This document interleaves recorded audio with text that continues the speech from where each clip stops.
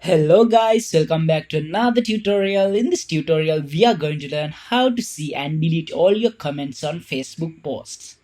Open your Facebook app. First, you need to tap on these three lines in the top right corner. Then scroll down a bit and here you can find settings option under the settings and privacy. So tap on it. Now you need to scroll down until you find activity logs option. After you find that, tap on it to continue.